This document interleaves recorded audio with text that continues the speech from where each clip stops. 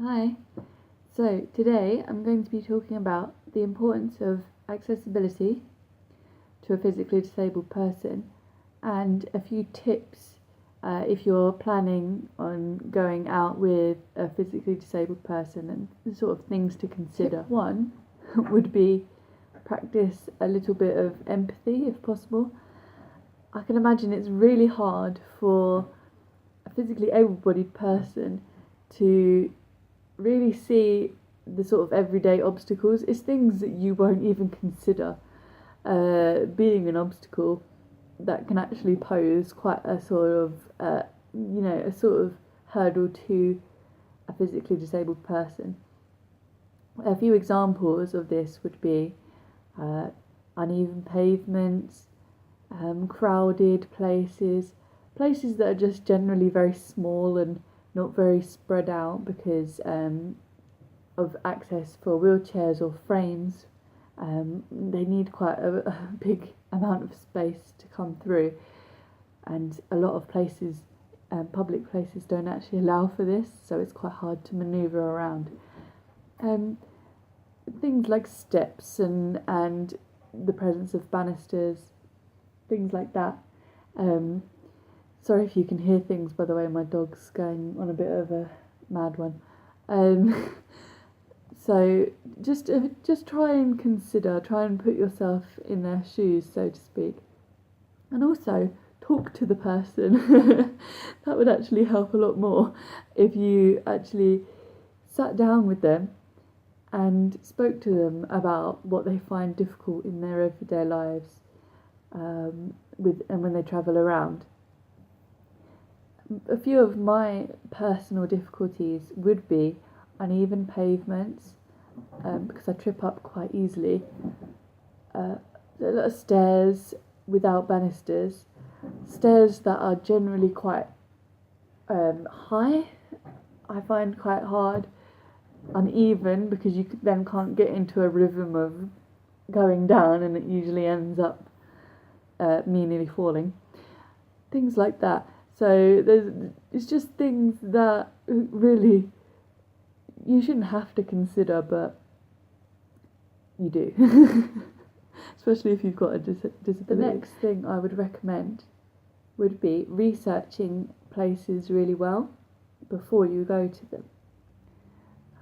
So looking online on Google and things like that, at the restaurants you want to go to, at the places you want to go to, making sure that they are disability friendly and accessible. A lot of places, restaurants and things are nowadays, but it doesn't hurt to have another look and just check things through.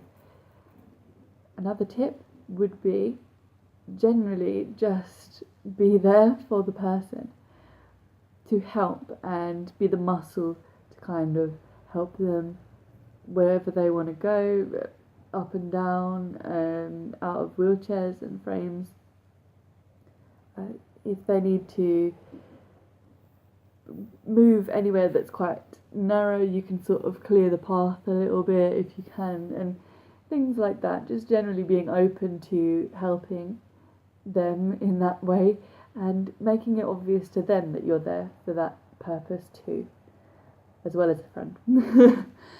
So, empathy is one, and talking to the person. 2, research very well. And 3, just be there as a friend and someone to help out.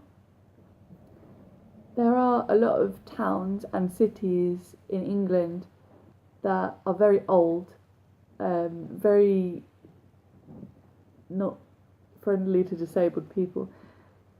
And this is just because we've got a long history wherein we've tried to keep things as they were. But unfortunately that means that a lot of streets are narrow and uneven, places are hilly and not very accessible.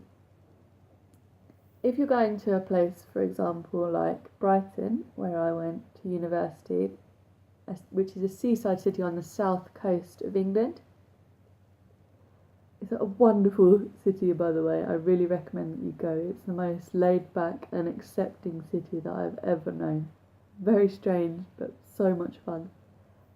But going there, the streets are very narrow. The pavement is very thin. This is not so good for wheelchair users, for physically disabled people. This doesn't mean that you shouldn't go if you're disabled. No, but it just means I would advise that you go with a lot of friends that are willing to help you. So, these are a few of my tips, and I hope that you can go to places anywhere you want to go and have a really brilliant time, no matter of your physical ability.